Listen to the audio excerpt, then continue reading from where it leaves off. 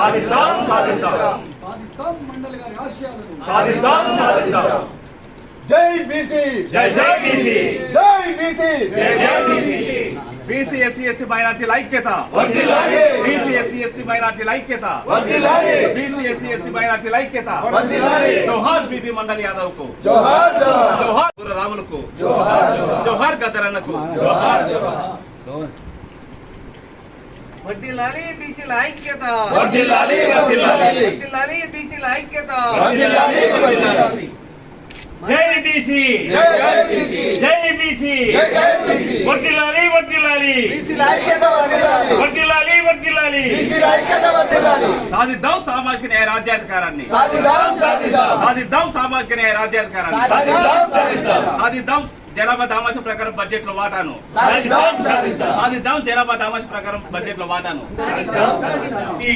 అది బలహీన వర్గాల సమూహంగా నాయకత్వంగా వారి చేతిలో ఏలుమరిగా నిలిచింది కాబట్టి నిలిచింది. ఎప్పుడైతే అది దాటిందో కూలిపోయింది. కానీ ఇదే ప్రత్యేక తెలంగాణ రాష్ట్ర ఆవిర్భావ సమయంలో నా మిత్రులు సమన్వయం ప్రస్తావన చేసిన రీతిలోనే బలహీన వర్గాలు నిర్మాతలుగా ఉంటారు, పునాదులు నిర్మిస్తారు, పక్కడబందీగా ఉంటాయి. డంగుతోటి మంచి సున్నం ఎటువంటి సున్నమైనా ఎటువంటి కాంక్రీట్ సిమెంట్ వచ్చినా అది తట్టుకోవడానికి వీలుగానటువంటి సున్నాన్ని డంగుతోటి పునాది నిర్మించేటువంటి శక్తి ఉంది. ఆ శక్తి యొక్క లోతులని మన చరిత్ర పరిశోధకులు మన సంగీత శ్రీనివాస్ గారు మన ముందు ప్రస్తావన చేయగలుగుతారు. కానీ ఆ పునాదుల నుంచి వచ్చేటువంటి సౌదాలను నిలుపుకునేటువంటి ఆస్కారం మన దగ్గర లేకుండా పోతా ఉంది. ఎందుకంటే మనలో ఉన్నటువంటి సమస్యలు అలాంటివి, అలా పేరుపోయినటువంటి సమస్యలు అలాంటివి. అందుకోసమే తెలంగాణ మహోద్యమ నిర్మాణంలో భాగస్వాములు, నాయకులు నాయకత్వాన్ని అందించేటువంటి క్రమంలో అడుగుపెట్టినటువంటి అట్టడుగు బలహీన వర్గాల బిడ్డలు ఎక్కడ ఏ రీతిలో కనుమరుగు కావాల్సి వచ్చింది, వారి స్థానాన్ని వారు పరిమితంగా ఉన్నది చాల్తి అనేటువంటి ఆ గొంగెత్తుంటే గంటే కాలు దాచుకుంటామనేటువంటి రీతిలో జీవితం కొనసాగించాల్సి వచ్చింది, తమ భూమికి నిర్వర్తించాల్సి వచ్చింది. ఇది ఒక గుణపాఠం. దీనికే ఆగిపోమని నేను చెప్పడం లేదు. కొత్త నిర్మాణం గురించి మీరు ఆలోచన చేయొద్దని నేను అసలే చెప్పడం లేదు. ప్రయోగం చేయండి. ప్రయోగం చేసినప్పుడే కదా, ఇప్పుడే కదా చెప్పింది సోక్రటీస్ యొక్క ప్రస్తావన. ఒక ఆలోచన ఎంతటి మార్పుని తీసుకురాగలుగుతుందో, ఏది తీసుకురాకపోతే ఐడియా పూర్ణంగా తీసుకొచ్చింది కదా. ఇవాళ కూర్చున్నటువంటి ఈ సమూహము ప్రభంజన్ యాదవ్ కో, షోయబ్ కో, జనార్దన్ కో, మాస్టర్ జీకో, సూర్యప్రకాశ్ అన్నకో, రామకృష్ణయ్యకో, మిగతా మిత్రులకో పనికి వచ్చినా పనికి రాకపోయినా ఇక్కడికి రాకుండా పోయినటువంటి వారికి ఆ నోట ఈ నోట విన్నటువంటి వారి యొక్క ఆ చెవుల్లోంచి వచ్చేటువంటి ఏదో ఒక శక్తి ఇంకో రూపంలో ప్రయోగం అవుతుంది కావచ్చు. ఆ రీతిలో స్వీకరించేందుకు సిద్ధంగా ఉండండి. ఈ నిర్మాణం లోతుగా, మరింత లోతుగా పోవాలి అంటే రాజ్యాధికార తపన ఎప్పుడైతే వ్యక్తం చేస్తున్నామో అప్పుడు మిగతా అంశాలను ఎజెండాలో ఉంచకుండా చేసేటువంటి గుండె దిగువు కావాలి. నాకు బడ్జెట్ కావాలి, నాకు ఇచ్చే పెన్షన్లో వాటా కావాలి, మీరు కొత్త ఇల్లు కట్టిన అందులో మాకు వాటా కావాలి, రాజ్యాధికారం కావాలి. అట్లా ఏదో మూడిట్లలో ఏదో ఒక చివరిలో ఒకటి చేసేస్తే వీళ్ళు ఊపుకుంటారని చెప్పి మండల్ కమిషన్ పెట్టింది ఇందిరాగాంధీ. మండల్ కమిషన్ ని బిందు ప్రసాద్ మండల్ నేతృత్వంలో కమిషన్ ఏర్పాటు చేసింది ఇందిరాగాంధీ. నివేదిక కూడా ఆమెకే వచ్చింది. నాకైతే ఆమె దేవతే, మీరు ఏమనుకోండి. కానీ ఆ నివేదికను బయట పెట్టేటువంటి ధైర్యం ఆమె లేకుండా పోయింది. కేల్కర్ బ్రాహ్మడు ఆ నివేదికలో ఉన్నటువంటి ప్రమాదాన్ని ఆనాటి బ్రాహ్మణ సమాజం నాయకత్వం, మన భారతదేశ నాయకత్వంగా కనిపిస్తున్నటువంటి బ్రాహ్మణ సమాజ నాయకత్వం ఏ రీతిలో అడుగు తొక్కిపెట్టిందో అదే రీతిలో మండల్ ప్రతిపాదనలన్నింటినీ కూడా తెలిసి చూసే ధైర్యం కూడా చేయలేదు. అదే మన ప్రపంచం ప్రస్తావన చేసిన రీతిలో సంక్షోభం ఏర్పడ్డది. కమండలం ముందు కదులుతా ఉంది. ఆ కమండలం నుంచి ఏదో ప్రమాదం పుంచి ఉండేటట్టుగా ఉంది. ఇప్పటికిప్పుడు ఇంకేదో చేయవలసిందే అని చెప్పి దేవిలా చేసినటువంటి ప్రతిపాదన, అక్కడ ఉన్నటువంటి నాయకత్వం, అందులో 40 అంశాలు ఉంటాయి. ఏదో ఒక అంశం ఏదైనా అందరికీ సూటిగా తాగేది అంటే ఉద్యోగాల్లో రిజర్వేషన్, చదువులలో రిజర్వేషన్ అంశాన్ని రాష్ట్ర వ్యాప్తం చేస్తే, దేశవ్యాప్తం చేస్తే ప్రయోజనం ఉంటుంది అనేటువంటిది. కలిమిడిగా ఆలోచన చేయండి. ప్రయోగశాలలకు వెళ్ళండి. మీరు సిద్ధాంతకర్తలు, మీకు జ్ఞానం ఎక్కువైంది, పుస్తకాలు ఎక్కువైనాయి.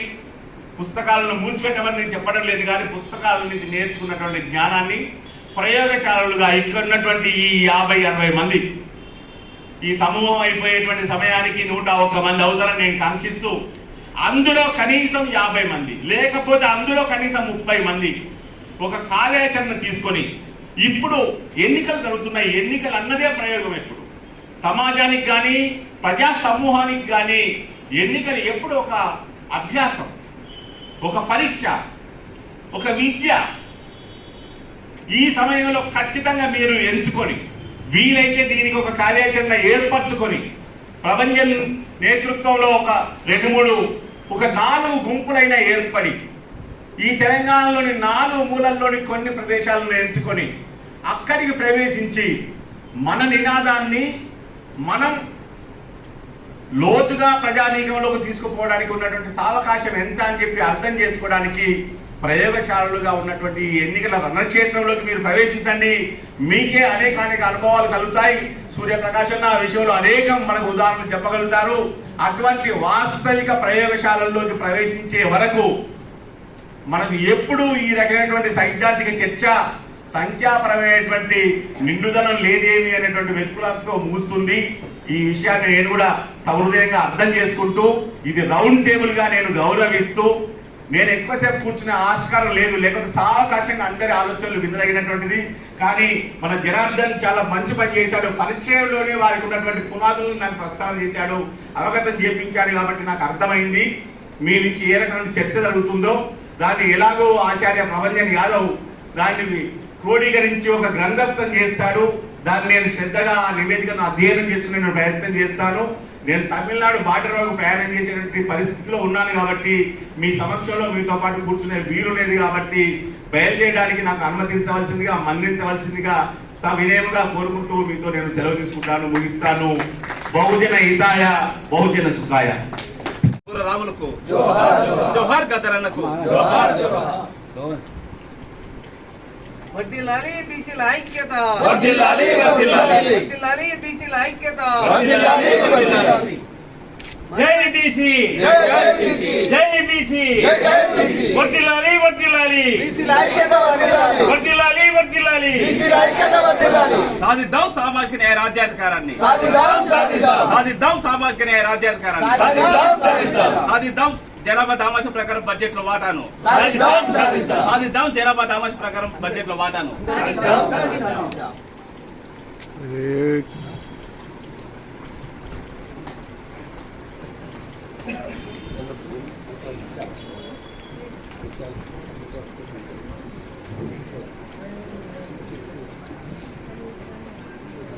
ఓట్ వేయాలన్నా?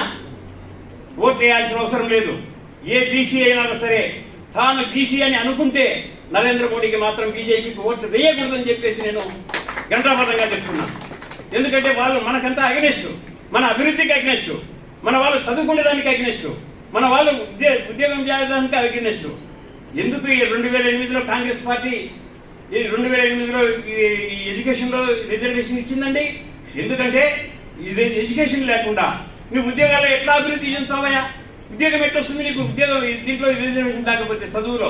అందువల్ల మేమంతా రిప్రజెంట్ చేస్తే అప్పుడు అర్జున్ సింగ్ గారు హెచ్ఆర్డీ మినిస్టర్గా ఉండి ఆయన బిల్లు పెట్టి పాస్ చేయించి ఇదే బీజేపీ అగ్నిస్ట్గా వచ్చినప్పుడు సుష్మా స్వరాజ్ కూడా అయినా కూడా వాళ్ళు న్యూట్రలైజేషన్ చేసి వేకెన్సీస్ అన్ని ఇచ్చినారు.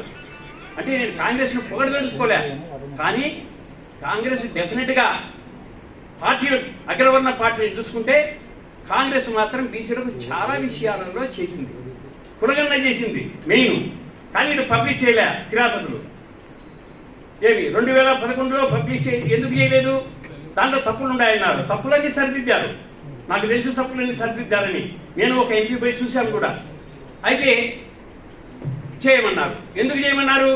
ఎందుకు చేస్తే కనుక మన సంఖ్య తెలుస్తుంది, మనం మన అధికారాన్ని గురించి పోరాడతాం. మా సంఖ్య ఎంత ఉంది, మాకు ఇంత ఇవ్వండి అని చెప్తాం. సుప్రీంకోర్టు అనేక జడ్జిమెంట్స్ ఉన్నాయి. ఏమని?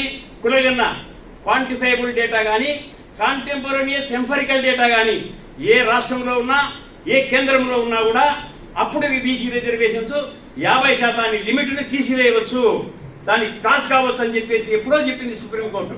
అన్ని నెంబర్ ఆఫ్ జడ్జిమెంట్స్ ఉన్నాయి. కాబట్టి వాళ్ళు కూడా అగ్నిస్ట్ రాలేరు. అందువల్ల కులగన్న చేయడం లేదు.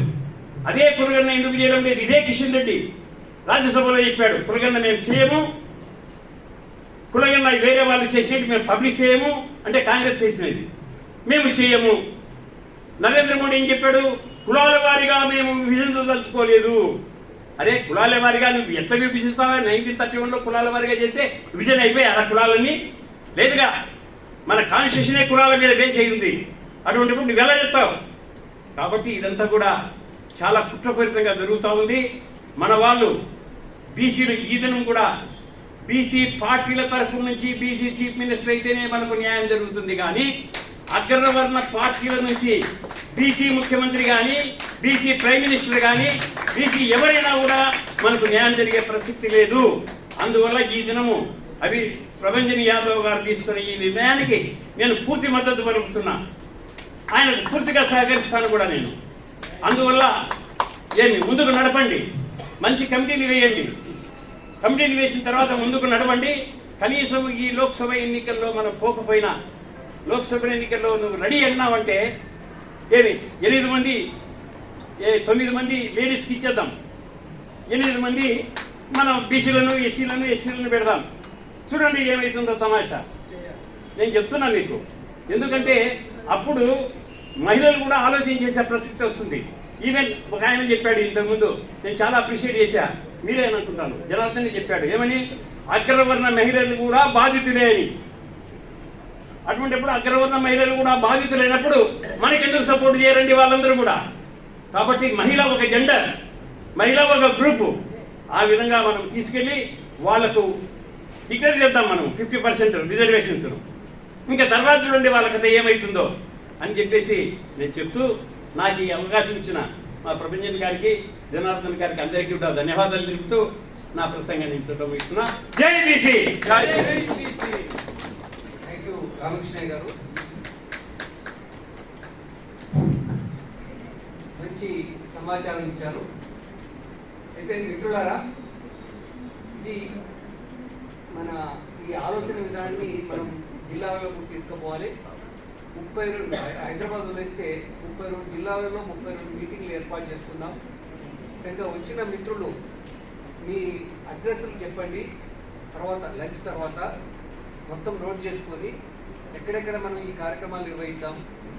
ఆగస్టు 7 వరకు మొత్తం జిల్లాలలో ఇలాంటి సదస్సులు పెట్టి ఆగస్టు 7 నాడు మండల్ కమిషన్ అమలు రోజు హైదరాబాద్లో ఒక మహనీయుల మేళాని ఏర్పాటు చేసుకొని అప్పుడు మనందరి అభిప్రాయాలు ఆలోచనలు క్రోడీకరించుకొని పార్టీ ప్రకటిద్దామా, ఉన్న పార్టీలను అందులో మన ఐడియాలజీ దగ్గర ఉన్న పార్టీని అడాప్ట్ చేసుకుందామా? ఇక్కడ ఒక పార్టీ రిజిస్ట్రేషన్ చేసి రావాలంటే దాదాపు 5 లక్షలు మినిమం ఖర్చు వస్తుంది. ఆ టైం కూడా పడుతుంది. కనుక అవన్నీ మనం తర్వాత డిస్కస్ చేసుకుందాం. దయచేసి జిల్లాల నుంచి వచ్చిన మిత్రులందరూ కూడా మీ అడ్రస్లు, ఫోన్ నెంబర్లు ఇవ్వండి. ఏ జిల్లాలో ముందు మేము సదస్సు పెడతామంటే ఆ జిల్లాకి వచ్చి మనం ఆర్గనైజ్ చేద్దాం, అందరం కలిసికట్టు చేద్దాం. ప్రొఫెసర్ వెంకటరాజయ్య గారు వాళ్ళు ఏదో అర్జెంట్ పడుతుందంటే వెళ్ళిపోతారంటే 2 నిమిషాలు మాట్లాడుతుంటున్నారు. ఆయన సంగీశెట్టి గారు మాట్లాడినారండి. తర్వాత డాక్టర్ షోయబ్ గారు కూడా ఒక 2 నిమిషాలు మాట్లాడతారు. ఆయన కూడా అర్జెంట్ పనిగా పోతున్నారు, లంచ్ తర్వాత ఉందామంటున్నారు. వీళ్ళిద్దరి తర్వాత మనం లంచ్ కూడా. మిత్రులారా,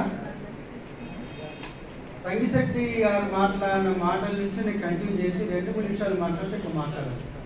ప్రాక్టికల్గా ఏం జరిగింది, ఏం జరగకూడదు, ఏం జరగాలి 3 ముక్కలు.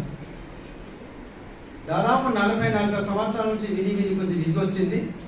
అలాంటి పద్ధతులు మానుకొని ఈ ప్రాక్టికల్ లైఫ్ని, ప్రాక్టికల్ జనరేషన్ని, యంగర్ జనరేషన్ని, టెక్నాలజీని, సోషాలజీని, క్రిమినాలజీని అర్థం చేసుకొని మాట్లాడి వచ్చిన సభ్యులు మరొక 5 తీసుకో విధంగా మనం మాట్లాడాలి. ప్లీజ్, చాలా ముఖ్యమైనది. ఒక మాట, సంగిశెట్టి గారు ఒక మంచి మాట అన్నారు. చెడును చెవులో చెప్పాలి, మంచి పైన చెప్పాలి, మందిలో చెప్పాలి. మిత్రులారా, నేను ఒక పోటీ చేసిన అభ్యర్థిగా, ఎమ్మెల్యే ఎమ్మెల్సీగా ప్రస్తుతం అదే రేసులో ఉన్నాను. అనుభవంతోని ప్రభంజన్ యాదవ్ గారికి ఇక్కడ ఉన్నటువంటి మా జనార్దన్ గారికి, మరి అందులో ఒక పాత పరిచయం మాజీ బిఎస్పీ బ్యాంక్స్ కార్యకర్తలు నల్ల సూర్యప్రకాష్ గారికి, మరి మన ముందున్నటువంటి 24 గంటలు పనిచేస్తున్నాడు దాస్ సురేష్ బీసీ రాజ్యాంగ గారి పార్టీ అందరి మిత్రులు ఒకసారి పేరు నమస్కారం పెట్టి, రామకృష్ణ గారు పెద్ద మనిషి, అంత పెద్ద మనిషి మిత్రులు కొంచెం బాధ్యతగా రాసి నిలబడి ఒకరు మాట్లాడుతుంది. ఒకటి నెంబర్ 1, దయచేసి మతాన్ని తిట్టకండి. Number 1 please. టాటా బిర్లా అంబానీ తిట్టుకుని వచ్చిన 45 ఏళ్ళు విన్నా. టాటా తగ్గిండా, బిర్లా తగ్గిండా, అంబానీ తగ్గిండా, ఆదాని పెరిగిండు, రైల్వేలు పోయినాయి, ఎయిర్పోర్ట్ పోయినాయి, ఆస్తులు మొత్తం పోయినాయి. మీరేం చేయలేరు చెప్పండి. వయం నాట హిందువులు పుస్తకం రాస్తే అగ్రకులాలు బ్రాహ్మణులు ఏకమై పీఠంలో కూర్చున్నారు, బహుజనులు ఏకం కాలే. మెజారిటీ సెంటిమెంట్ రిలీజియస్ అటాక్ చేస్తున్నామంటే బీజేపీని గెలిపిస్తున్నాం. ఇది మర్చిపోకండి. మతాన్ని తిట్టకండి, కులాన్ని తిట్టకండి. మాకు అవకాశం అని అడుగుదాం. నేను ఒక పద్మశాలి కమ్యూనిటీ, మరి అన్నింటి కలిసి పెళ్ళైనాయి. ఆ వరుస పోయింది. రెడ్లు ఉన్నారు, వెలమన్నారు, కమ్మలు ఉన్నారు, ఎస్టీలు అనేది అందరూ ఉన్నారు. ప్లీజ్ ఈ వేదిక నుంచి కులాన్ని తిట్టకండి, మతాన్ని తిట్టకండి. కమ్యూనిస్టులు వాడే ఊకకు నొప్పి పక్క పెట్టండి ప్లీజ్. ఏం మారిందో చెప్పండి, ఎక్కడ మారిందండి? మాది నల్గొండ నక్సల్ ప్లేస్ మాది. దానిలో ఉద్యమాల్లో ఉన్నాం, గద్దాతో తిరిగినాం, పొట్టివీరైతో తిరిగినాం, బాధితుల ఉద్యమాలు ప్రజా సంఘాలు నేపథ్యంతో మాట్లాడుతాం. బుల్లెట్లు లేవు, తుపాకులు లేవు. మన ముందు జనరేషన్ లేదు, మన తర్వాత పిల్లకి అర్థం కాదు. ప్లీజ్, వాళ్ళకి ఏం అర్థం కాదు. ఏదో చెప్తా అదా ఏం సాఫ్ట్వేర్ అంకుల్, ఓ ఏ యాప్లో ఉంది, ఏ గ్రూప్లో ఉంది, అర్థం కాదు. ప్రతి ఇంట్లో కూడా అందరి జనరేషన్ సాఫ్ట్వేర్ ఉద్యోగులు పోతున్నారు. రిజర్వేషన్ ఒక జోక్ అయిపోతున్నది. కాబట్టి మనం గవర్నమెంట్ ఉద్యోగాలు ఎన్ని ఇస్తారు గవర్నమెంట్ చెప్పండి. నేను ఎంపీపీఎస్ జాబ్ చేసామని 7 గవర్నమెంట్ జాబ్ చేసిన. ఎన్ని ఉద్యోగాలు అండి? 45 సంవత్సరాలు, 50 సంవత్సరాలు వయోపరిమితి పెంచుంది. 50 కాదు, కేసీఆర్ 60 ఎక్కడ చేస్తే పెన్షన్ చేయకుండా 59 చేస్తాడు. ఏం పోయింది? ఆ 2-3 ఏళ్ళు పని చేస్తే పిఎఫ్ రాదు, ఓల్డ్ పెన్షన్ లేదు, చేస్తే చేసుకో, ఉంటే పో. ఈ పద్ధతులు మానుకొని గవర్నమెంట్ పోస్టులు లేవు. ఎక్కడి చెప్పండి, ఏ సెక్టర్ చెప్పండి. ఆ ఉన్న చేశారు. రాజ్యసభ మెంబర్గా, ఎమ్మెల్సీగా, ఎమ్మెల్యేగా కూడా పనిచేశారు. సో అపారమైనటువంటి అనుభవం ఉన్నటువంటి ఆయన్ని చైర్మన్గా మిగతా 4 సభ్యులతోటి 2వ బీసీ కమిషన్ చేస్తే 2 సంవత్సరాల్లో ఆయన దేశమంతా తిరిగి 6,000కు పైచిలుగా కులాలని గుర్తించి అందులో 40 సిఫార్సులతోటి కమిషన్ రిపోర్ట్ సబ్మిట్ చేశారు. ఆ 40 సిఫార్సులలో ఇప్పటికి 2 అమలవుతున్నాయి. 1990 ఆగస్టు 7 నాడు అప్పుడు అధికారంలో ఉన్నటువంటి జనతా దళ ప్రభుత్వము, విపి సింగ్ ప్రైమ్ మినిస్టర్గా ఉన్నాడు. ఆ మండల్ కమిషన్ అమలు చేయాలంటే చేయకుండా 10 సంవత్సరాలు ఇందిరాగాంధీ, రాజీవ్ గాంధీ ప్రభుత్వాలు తొక్కేసినప్పుడు అదే సభలో మాన్యశ్రీ కాంశీరామ్ కూడా ఆయన ఎంపీగా ఉన్నారు.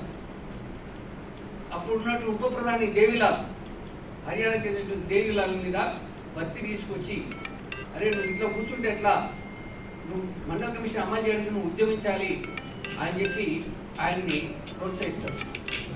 ప్రోత్సహించినప్పుడు మండల కమిషన్ లాగు కరో నైతో కుర్చీ ఖాళీ కరో అన్నటువంటి నినాదంతో లక్షలాది మందిని హర్యానా నుంచి, చుట్టుపక్కల రాష్ట్రాల నుంచి తీసుకొచ్చి ఢిల్లీలో సభ పెట్టాలని చెప్పి నిర్ణయించుకుంటారు. సో ఆ ఒత్తిడితోటి విపి సింగ్ తప్పకుండా మండల కమిషన్ అమలు చేస్తామని ప్రకటించాల్సినటువంటి అనివార్యం ఏర్పడింది. సో దానివల్ల ఆ ప్రకటన వచ్చింది. బయట నుంచి సపోర్ట్ చేస్తుండే బీజేపీ ప్రభుత్వం, బీజేపీ ఎంపీలు, బీజేపీ పార్టీ, బీజేపీ వాళ్ళు ఏం చేశారు? ఈయన మీద వచ్చేసారు, మీరు మండలి కమిషన్ అమలు చేస్తే మేము మద్దతు విరమించుకుంటాం. మద్దతు విరమించుకున్నా పర్వాలేదు కానీ అమలు చేస్తాం. ఒకే ఒక సిఫార్సుని విద్యారంగంలో ఉద్యోగాల్లో 27% రిజర్వేషన్లు అమలు చేస్తున్నాం ప్రకటిస్తే ఆయన ప్రభుత్వం కూలిపోయింది. మరి ఎట్లా కూలిపోతుంది కదా? మొత్తం 40 సిఫార్సులు ఉన్నాయి, 40 సిఫార్సులని అమలు చేస్తున్నామని ప్రకటించవచ్చు కదా. ఒక రకంగా ఆయన కూడా ఇష్టం లేదు, ఆయన క్షత్రియుడు కనుక. సో అందుకని ఆయన ఒక్క సిఫార్సుని అమలు చేయడానికి ఆయన కొంతవరకు త్యాగం చేసిన ప్రభుత్వం కుర్చీ కూలిపోయే పరిస్థితి. చెయ్యకపోతే కూడా కుర్చీ ఆయన పదైపోతుంది. ఎందుకంటే ముందు నుంచి వెనుక పోయినట్టు చేస్తే బీజేపీ వాళ్ళు మద్దతు విరమించుకుని, చెయ్యకపోతే దేవిలాలు తిరుగుబాటు చేసి కుర్చీ కాలం చేపిస్తారు. సో ఆ పరిస్థితుల్లో మనకు మండల్ కమిషన్ వచ్చింది. ఆ తర్వాత అర్జున్ సింగ్ ఉన్నప్పుడు విద్యారంగంలో రిజర్వేషన్ పెట్టారు. ఇప్పటికీ 30 సంవత్సరాలు దాటిపోయినా 9 నుంచి 11% అమలవుతుంది 27%. అవి కూడా చిన్న చిన్న ఉద్యోగాలు. సో దాంట్లో ఆయన సామాజిక న్యాయము, చట్టసభల్లో బీసీలకు రిజర్వేషన్ కావాలనేటువంటి అంశాన్ని కూడా పొందుపరిచారు. ఆయన వర్ధంతి, ఆయన జయంతి ఆగస్టు 25. మండల్ కమిషన్ అమలైంది ఆగస్టు 7వ తారీఖు. సో గతంలో కూడా అనేక కార్యక్రమాలు చేసినాము. టీవీ మండల్ వర్ధంతిని పురస్కరించుకొని మా పాలకుర్తి నియోజకవర్గంలో మండల్ విగ్రహం పెట్టాలనుకున్నాం. దాన్ని కూడా శంకుస్థాపన చేసినాం. ప్రతి మండలంలో మండల్ విగ్రహం, తెలంగాణలో 1000 విగ్రహాలు పెట్టాలి. ఎందుకంటే స్వతంత్ర ఉద్యమం జరిగినప్పుడు అప్పుడు గుళ్ళు కేంద్రంగా, భజన మండలి కేంద్రంగా ఈ ఉద్యమం మొదలైంది. వాళ్ళు గుళ్ళల్లో భజన చేసుకుంటూ విదేశీ పరిపాలన నుంచి విముక్తి కావాలంటే ఏం చేయాలని చెప్పి అప్పుడు గుళ్ళు కేంద్రంగా ఉద్యమాలు జరిగింది.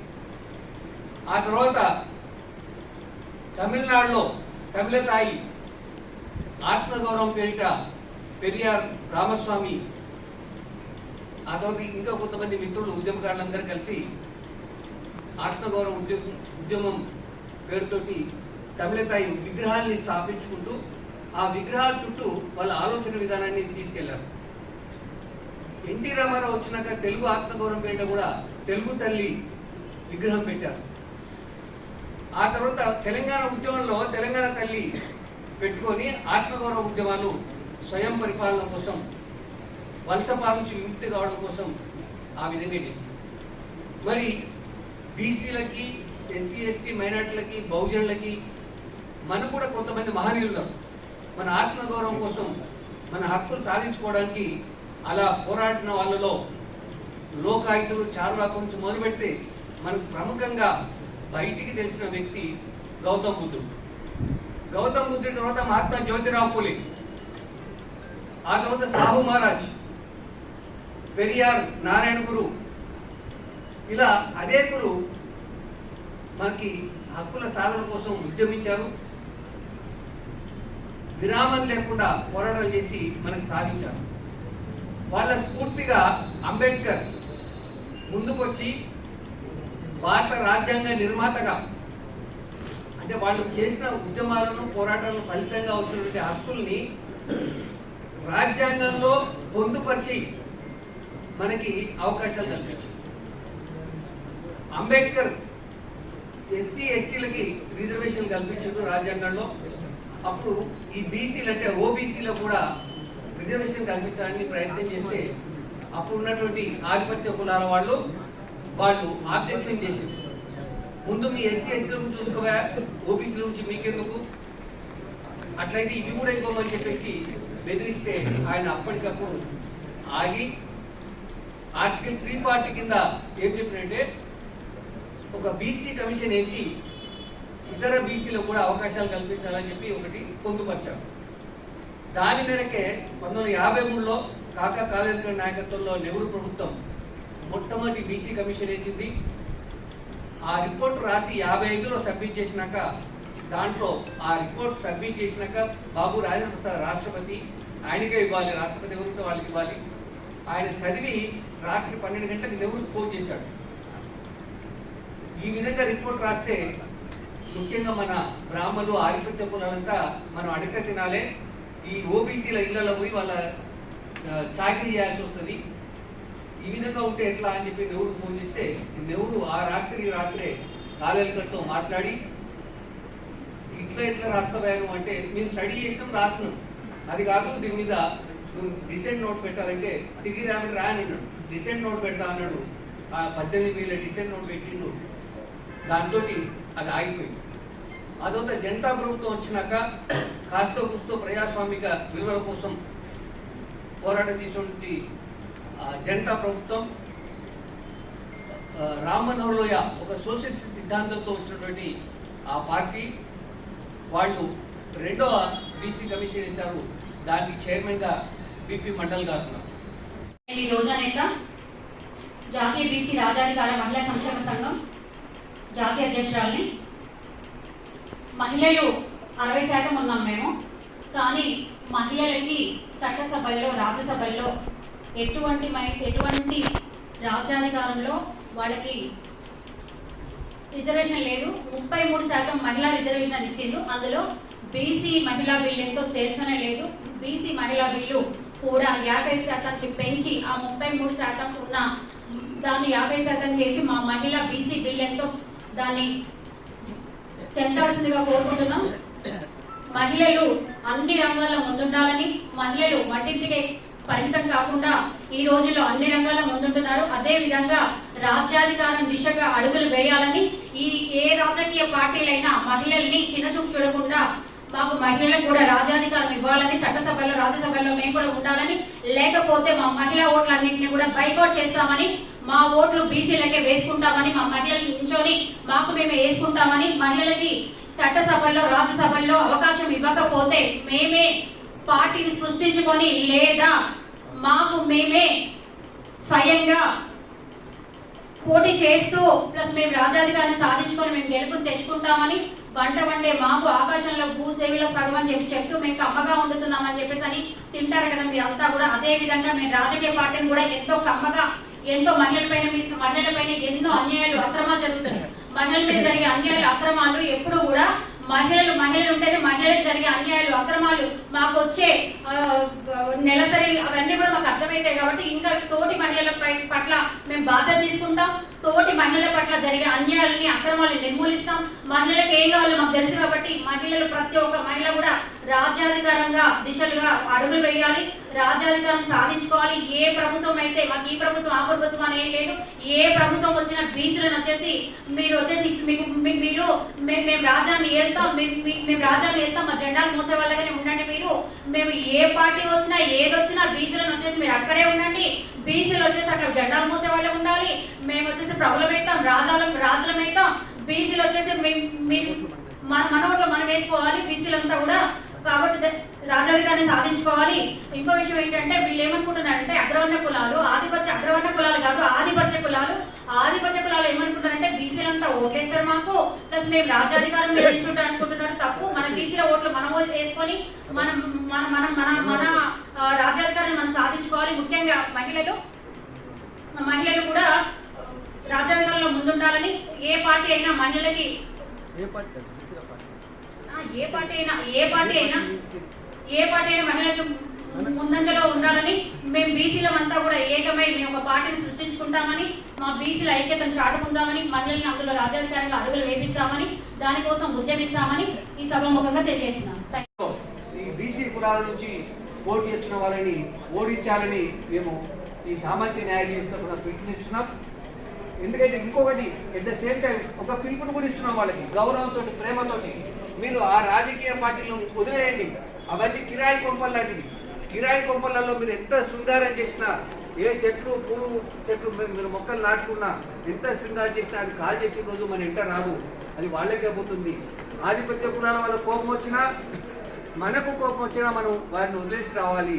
ఇవాళ అందుకు తాజా ఉదాహరణ ఈటల రాజేందర్ తెలంగాణ ఉద్యమంలో 20 ఏళ్ళు కొట్లాడి ఆయన డబ్బు విలువైన సమయం అన్నీ వెచ్చిస్తే చివరికి గులాబీ జెండాలకు మేము కూడా ఓనర్లు ఉన్నందుకు ఆ గులాబీ జెండా నుంచి బయటికి రావాల్సినటువంటి పరిస్థితి వచ్చింది. ఆయన మీద అనేక రకాల దాడులు చేశారు. అంటే ఆధిపత్య కులాల నాయకత్వం ఉన్న రాజకీయ పార్టీలు ఇదే విధంగా చేస్తారు. కనుక మీరు అక్కడ ఉండకుండా మీరు బయటకు వచ్చి బహుజనుల కోసం, సామాజిక న్యాయ సాధన కోసం, ప్రజాస్వామ్యం పరీక్షించడానికి మీరు బయటికి రండి. లేకపోతే ఈ పార్లమెంట్ ఎన్నికల్లో తప్పకుండా బహుజనులు మిమ్మల్ని ఓడించాలని చెప్పి మేము సామాజిక న్యాయం చేసి మండల బహుజన తరఫున పిలుపునిస్తున్నాం. అయితే మిత్రులారా, ఇంకోటి ఏంటంటే తరతరాలుగా వృత్తులకే పరిమితమైనటువంటి బీసీలు, ఇప్పుడు ఉదాహరణకి మా యాదవులు గొల్లకుర్మలు, పగలు మేము గొర్రెల కావాలి చేయాలి, పశువుల కాపలు చేయాలి, రాత్రి కూడా మంద కావాలి కాయాలి. పగలు రాత్రి అక్కడే వృత్తులలో ఎంగేజ్ అయిపోతే మనకు రాజ్యాధికారం గురించి ఎప్పుడు ఆలోచన చేస్తాం? అట్లాగే గౌడు 3 సార్లు తాటి చెట్లు ఎక్కాలి దిగాలి, ఇంకా రాజ్యాధికారం అట్లా ఆలోచిస్తాం. అట్లాగే పద్మశాలి సరికాడ కూర్చోవాలి, మొగ్గ ముట్ట కాడ కూర్చోవాలి, ఇటు పోవాలి అటు పోవాలి. సో రాజ్యం గురించి ఎట్లా ఆలోచిస్తాం? ముద్రాయిలు వేటకు పోవాలి, ఫలాలు చేపల పట్టులు ఇవన్నీ చేయాలి. ఇట్లా బీసీ కులాలన్నీ కూడా ఈ వృత్తులే ప్రతిబంధకంగా ఉన్నాయి, వీళ్ళలో ఉన్న ప్రతిభనే ప్రతిబంధకాలుగా ఉన్నాయి. కనుక ఆ వృత్తులు ఎట్లాగూ పారిశ్రామిక విధానం వచ్చేసి ఆ తర్వాత టెక్నాలజీ డెవలప్ అయ్యి ఆ వృత్తులన్నీ ఉదయలైపోయినాయి, చిన్నాభిన్నమైపోయినాయి. కనుక ఇవాళ మనం ఏం చేయాలి? రాజకీయ రంగంలో ప్రవేశించాలి. రాజకీయ రంగంలోకి వస్తే రాజ్యాధికారం వస్తుంది. ఆ రాజ్యాధికారం కోసం అందరం కలిసికట్టుగా పనిచేద్దాం. ఆ తర్వాత గ్రామ స్థాయి నుంచి మండల స్థాయి నుంచి నూతన రాజకీయ నాయకత్వాన్ని డెవలప్ చేయడానికి శిక్షణ తరగతుల ద్వారా, బహుజన సాహిత్యం ద్వారా, సోషల్ మీడియా ద్వారా, ఎలక్ట్రానిక్ అండ్ ప్రింట్ మీడియా ద్వారా మనం భావజాలు వ్యాప్తి చేసి రాజ్యాంగం రావాలి. ఆ క్రమంలో మేము స్త్రీలు పురుషులు అందరం కలిసి దీన్ని కోసం కృషి చేస్తాము. 101 మంది అనేది మెజార్టీని సూచిస్తుంది. ఎందుకంటే మహాభారత యుద్ధంలో పాండవులు పోయి కౌరవులను అడుగుతారు. దుర్యోధన అన్న మన రాజ్యం పంచుకుందాం అంటాడు. పంచుకుందాం, మరి ఎట్లా పంచుకుందాం? మా నాన్న మీ నాన్న ఇద్దరు అన్నదమ్ములు కనుక మాకు సగం రాజ్యం మీకు సగం రాజ్యం. వాళ్ళు పంచుకుంటే చెరిసగం రాజ్యం, వాళ్ళు పంచుకోవాలి, ఉమ్మడిగా పరిపాలించారు. వాళ్ళ మీరు పంచుకుందామని ఆలోచన వస్తుంది. ఇంకా మీరు 5గురు, మేము 100 మందిని, మీ అమ్మగన్నోడు ఒకడున్నాడు కర్ణుడు, వాడికి 1 పాలు, మాకు 101 పాలు, మీకు 5 పాలు. అంటే మీరెంతో మీకంత, మీనంతో మాకంత అని మహాభారత యుద్ధంలో సందేశం ఇస్తే దాన్ని వక్రీకరించి అది సగం రాజ్యం కోసం, భూమి కోసం యుద్ధం జరిగిందన్నారు. అది అన్యాయమైంది. ఇవాళ ప్రజాస్వామ్యంలో కూడా ఏం చెప్తుంటే మీరెంతో మాకంత, మీరెంతో మీకంత, దానికి మించి ఉండకూడదు అనేటువంటి ఒక సామాజిక న్యాయ సిద్ధాంతాన్ని మేము చెప్తున్నాం. ఇది గ్రామ స్థాయి వరకు మేము తీసుకెళ్తాము, అక్కడి నుంచి నిర్మాణం చేసుకుంటూ వస్తాము. ఈ క్రమంలో మా మిత్రుడు జనార్దన్ గౌడ్, కోలా జనార్దన్ గౌడ్ అన్నమాట. ప్రభంజన్ యాదవ్ గారి ఆధ్వర్యంలో సోషల్ జస్టిస్ జేఏసీ నాయకత్వంలో జరిగిన సమావేశానికి అధ్యక్షత వహించినటువంటి పెద్దలు ప్రభంజన్ యాదవ్ గారు, మిగతా మిత్రులకు అందరికీ కూడా పేరు పేరున ఉద్యమవందనాలు తెలియదు.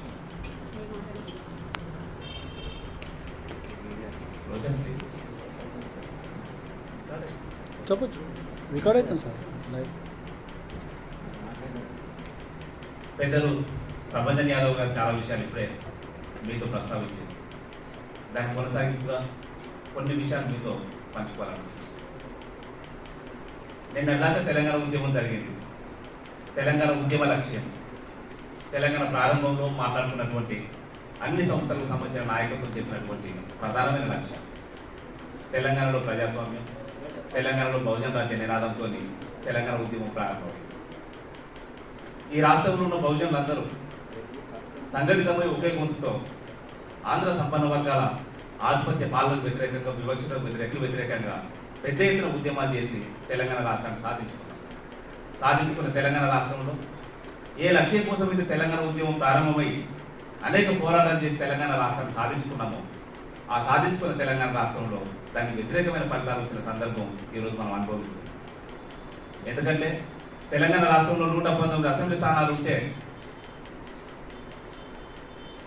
అత్యధికంగా వెలమ, రెడ్డి, కమ్మ కులాలకు సంబంధించిన వాళ్ళు ఎక్కువ సీట్లు గెలిచి దాదాపు అసెంబ్లీలో 119 అసెంబ్లీ స్థానాలలో సగం సీట్లు వాళ్ళు గెలిచి ముఖ్యమంత్రి పదవితో పాటుగా మిగతా అత్యధిక బడ్జెట్, అత్యధిక అధికారాలు ఉన్నటువంటి మంత్రి పదవులు మొత్తం కూడా వాళ్ళే తీసుకొని ఏమాత్రం అధికారాలు లేదా బడ్జెట్ లేని చిన్న చిన్న పోస్టులకు బీసీలకు, ఎస్సీలకు, ఎస్టీలకు ఇచ్చి ప్రజలందరినీ కూడా మోసం చేసి నిన్న దాకున్న టీఆర్ఎస్ ప్రభుత్వం, ఈరోజు అధికారంలో ఉన్న కాంగ్రెస్ ప్రభుత్వం రెండు కూడా ఇక్కడ బీసీలను, ఎస్సీలను, ఎస్టీలను మోసం చేసి ప్రజలతో ఆటలాడుకుంటున్నాయి.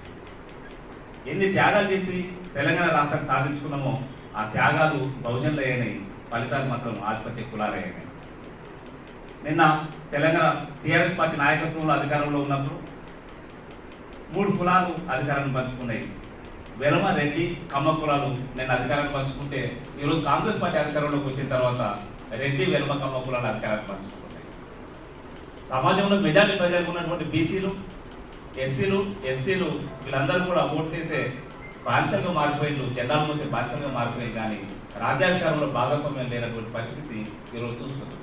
కాబట్టి ఏ లక్ష్యం కోసం అయితే తెలంగాణ ఉద్యమాన్ని మనం ప్రారంభించి తెలంగాణ రాష్ట్రాన్ని సాధించుకున్నామో ఆ లక్ష్యాన్ని సాధించడం కోసం తెలంగాణ ఉద్యమానికి నాయకత్వం వహించినటువంటి కులాలన్నీ కూడా బీసీ, ఎస్సీ, ఎస్టీ, మైనార్టీ కులాలన్నీ కూడా మరొకసారి సంఘటితమై వచ్చే అసెంబ్లీ ఎన్నికల్లో ఖచ్చితంగా సామాజిక న్యాయ రాజ్యాధికారాన్ని సాధించుకోవాలని, దాంట్లో జనాభా దామాష ప్రకారంగా చట్టసభలో ప్రాతినిధ్యం, జనాభా దామాష ప్రకారంగా బడ్జెట్లో వాటా ఉండే విధంగా ఒక చర్యలు తీసుకొని స్పష్టమైన రాజకీయ కార్యాచరణ రూపొందించుకొని పనిచేసుకోవడం కోసం మేమందరం కూడా ఇప్పుడు సిద్ధమవుతున్నాం. ఆ సందర్భంలోనే ఈరోజు సమావేశం జరిగింది. ఈరోజు హైదరాబాద్ కేంద్రంగా జరిగిన సమావేశం రేపు అన్ని పార్లమెంట్ నియోజకవర్గ కేంద్రాలలో, ఆ తర్వాత జిల్లా కేంద్రాలలో, ఆ తర్వాత అసెంబ్లీ నియోజకవర్గ కేంద్రాలలో, ఆ తర్వాత మండల కేంద్రాలలో, ఆ తర్వాత గ్రామ స్థాయిలో కూడా ఈ సమావేశాలు ఏర్పాటు చేసుకొని తెలంగాణ ఉద్యమానికి నాయకత్వం వహించిన తెలంగాణ ఉద్యమ కార్యకర్తలు, బహుజన ఉద్యమ కార్యకర్తలు ఎవరైతే ఉన్నారో వారందరినీ కూడా సంఘటితం చేసి ఉద్యమాలు భాగం చేసి రాబోయే కాలంలో ఖచ్చితంగా రాజ్యాధికారాన్ని సాధించుకుందాం, సామాజిక న్యాయ రాజ్యాధికారాన్ని సాధించుకుందాం అనే నినాదంతో మేమందరం కలిసి ముందుకు నడుస్తున్నాం. మాకు తెలంగాణ ప్రజలందరికీ కూడా ఒక పిలుపునిస్తున్నాం. తెలంగాణ ఉద్యమంలో ఇంటింటికి జెండా పట్టుకున్నట్లయితే తెలంగాణ ఉద్యమకారులందరూ రోడ్ల మీద ఉద్యమంలో భాగమైనలో ఇప్పుడు జరిగే సామాజిక న్యాయ రాజ్యాధికార ఉద్యమంలో కూడా తెలంగాణ ఉద్యమాన్ని స్ఫూర్తిగా తీసుకొని యూపీలో కాన్సలం తీసుకొచ్చినటువంటి బహుజన ఉద్యమాన్ని స్ఫూర్తిగా తీసుకొని పెద్ద ఎత్తున ప్రజలందరూ ఉద్యమంలో భాగమై రాజ్యాధికారాన్ని సాధించుకోవాలని, రాజ్యాధికారాన్ని పంచుకోవాలని చెప్పి అందరూ కూడా విజ్ఞప్తి చేస్తున్నాం. అప్పుడు మాత్రమే తెలంగాణలో దేశవ్యాప్తంగా ఉన్నటువంటి సహజ వనరుల మీద ఈ దేశ ప్రజలకు హక్కు దక్కుతుంది.